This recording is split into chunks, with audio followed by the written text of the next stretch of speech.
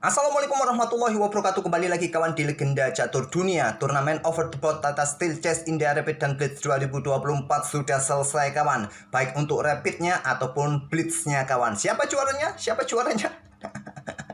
Ya, jagoan kalian, lagi-lagi juara kawan, Magnus Carlsen. Ya, permainannya memang Magnus sekali kawan, Magnus Carlsen.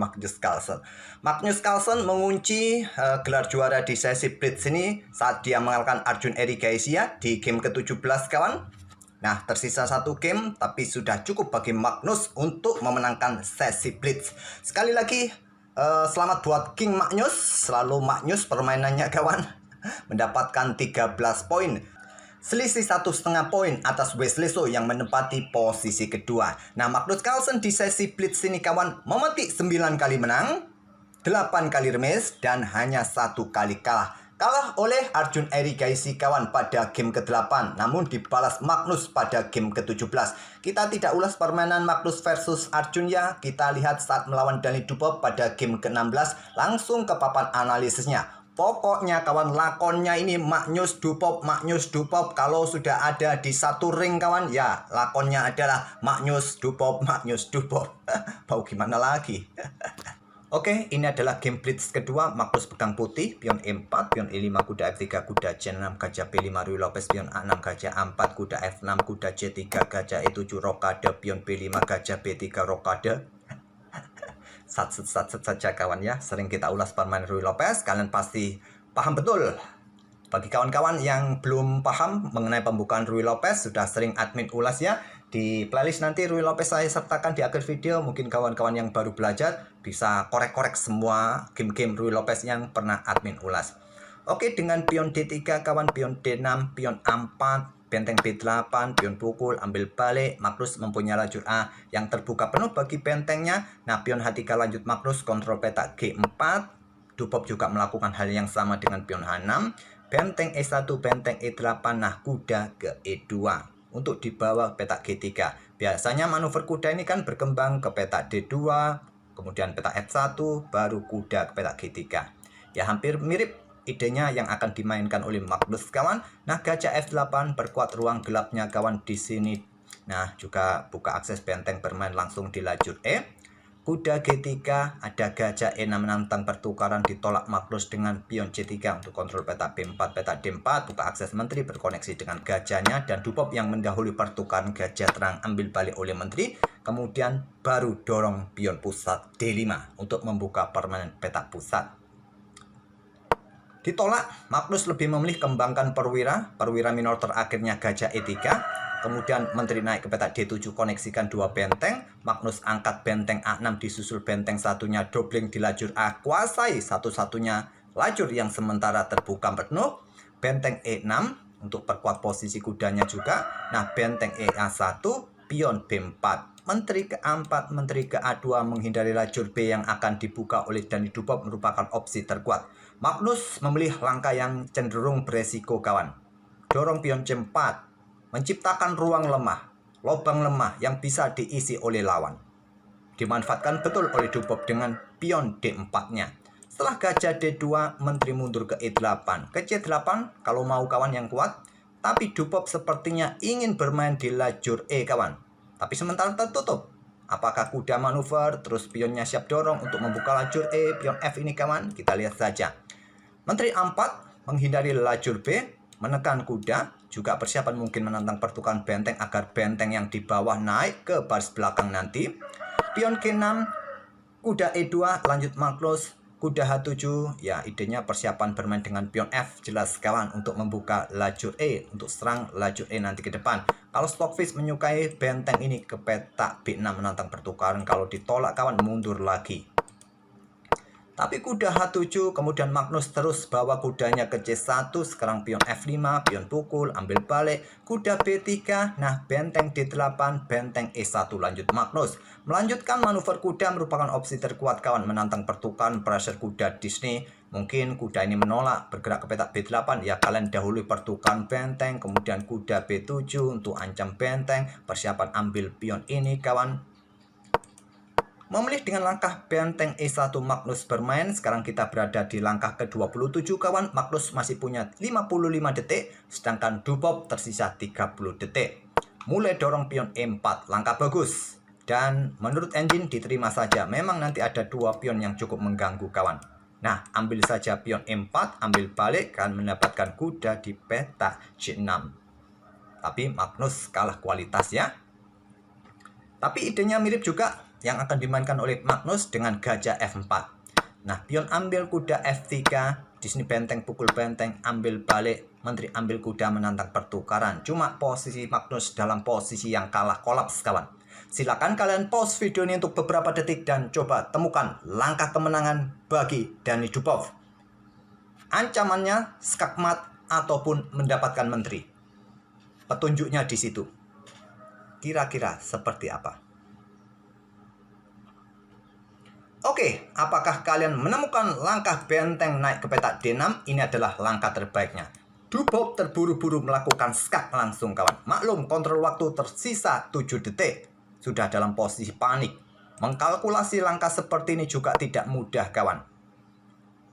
Nah, benteng menyerang menteri, menyerang benteng di belakang. Kalau gajah ambil benteng kawan, baru menteri menusuk ke peta E1 skak. Tak ada pilihan lain, raja bergerak ke H2 ke ruang gelap. Kalian bisa susul gajah skak. Blokade, skakmat 2 langkah. Tidak ingin skakmat, menteri jatuh. Repot. Itulah kawan, dengan benteng diangkat. Tapi Dubov langsung meluncur menteri E1 skak. Raja H2. Nah, di sini masih benteng D6 yang terkuat. Tapi ya kalian tidak mendapatkan menteri ya, beda lagi ceritanya sudah. Dubov memilih ambil pion F2 dan simpel 1 langkah skakmat kawan. Tapi akan kalah duluan dari putih karena di sini putih punya kombinasi 8 langkah skakmat. Magnus memilih ambil pion F3, melewatkan kombinasi 8 langkah skakmat kawan. Apakah Magnus sudah memperhitungkan juga langkah menteri ke E6 skak ini kawan? Yang akan memaksa raja ke peta H8, kalau ke peta G7 malah lebih cepat ya, karena gajah juga akan ikut bermain skak. Kalian mau kemana? Sudah tidak ada pilihan lainnya, harus diblokade dengan kuda, menteri ambil, dan skakmat kawan di langkah berikutnya. Ke H7 ya, menteri ke peta G6 sudah bisa skakmat. Kalau tadi mundur ke peta G8, tetap ancamannya juga masih skakmat kawan ya. Nah, di sini tadi saat ada skak di peta E6 kawan. Nah, di sini kalau raja mojok, ini agak sedikit panjang, 7 langkah baru bisa skakmat. Diikuti gajah skak di sini, tentu blokade dengan gajah. Gajah pukul gajah skak ambil balik oleh raja, kemudian menteri ke peta E7 skak kawan. Ini akan memaksa raja akan mundur ke baris belakang ya, ke peta H8 yang paling panjang, benteng jatuh skak. Naik lagi ke peta G7 kawan, di sini menteri skak lagi kawan. Nah, coba lihat, akan diikuti benteng juga ikut bermain di baris belakang. Ke peta G8, sama saja peta H8, peta G8, benteng meluncur. Inilah yang terlewatkan oleh Magnus Carlsen kawan. Kombinasi 8 langkah skakmat, menteri E6 terlebih dahulu. Mungkin sudah diperhitungkan oleh Magnus. Magnus memilih simpel saja. Atau mungkin Magnus ini ya melawan teman lah. Nggak terlalu serius-serius amat. Coba bermain terlebih dahulu. Gak enak, skakmat cepat gak enak. Menantang pertukaran menteri kawan melawan Dani Dubov. Nah, pertukaran menteri. Oke, lanjut kawan, ambil balik. Kemudian ada benteng E8. Di sini kuda caplok pion D4. Untuk kontrol peta E2 kawan, Magnus Carlsen. Ada gajah G7, kuda caplok lagi pion F5, gajah ambil pion B2. Kemudian di sini caplok lagi pion H6 skak, raja F8 dan gajah caplok lagi pion C7. Dubov tersisa 1 pion. Inilah alasan Magnus Carlsen kawan. Kenapa dia tidak mau skakmat? Ternyata preteli saja pion-pionnya dan Dubov. Benteng E2 skak, raja G3, ada pion B3, Dubov masih belum mau menyerah kawan. Nah, gajah C1 di sini untuk menyerang kuda ya, kalau benteng ambil pion. Terlebih dahulu gajah D6 skak, raja E8, ada kuda lari ke F5. Kalau mau lari kawan ke peta G4 yang kuat, tapi memilih ke peta F5 di sini Magnus Carlsen, dorong lagi pion B2 dan ada pion C5. kuda F6, pion C6. Kuda ke D5, awasi peta C7 kawan. Benteng skak terlebih dahulu, raja naik ke peta F7, dorong lagi pion. Di sini ada benteng C2, kuda D4 serang benteng, benteng C3, benteng naik lagi ke B7, kemudian di sini raja kembali ke E8. Gajah E5, persiapan discover ya, jelas di sini menyerang pion juga, benteng serangan tusuk sate kawan di langkah berikutnya. Nah, raja D7, ada kuda ke F5, discover kawan di sini bersama pion mendapatkan serangan, mundur ke C2, backup pion, dan Magnus promosikan pion skak, raja ambil, kuda D6 skak, raja bergerak kawan. Di sini mulai dorong pion H4. Kuda ke C4 untuk menekan pion ini kawan yang kuat. Magnus juga ingin promosikan pionnya di lajur H. Kemudian ada benteng E2 serang gajah, pion F4 koneksikan gajah pionnya kawan. Blunder ternyata sekarang posisi permainan dalam posisi level. Kuda ke F7 skak terlebih dahulu, langkah bagus. Kalaupun ada raja dekati kuda di sini, kembali skak kawan. Ya kalau riwa-riwi terus di sini, kalian sekarang melangkah kuda ke peta E4 saja untuk blokade ancaman. Memilih dengan pion F4 dan ada benteng D2, melewatkan sesuatu yang lebih ciamik dengan benteng E1 kawan. Persiapan gajah meluncur, tempo, dan pion bisa promosi mungkin nanti. Kalaupun raja ini bergerak ke peta F2 untuk serang benteng, benteng digeser ke peta H1, masih berada di ruang gelap kawan.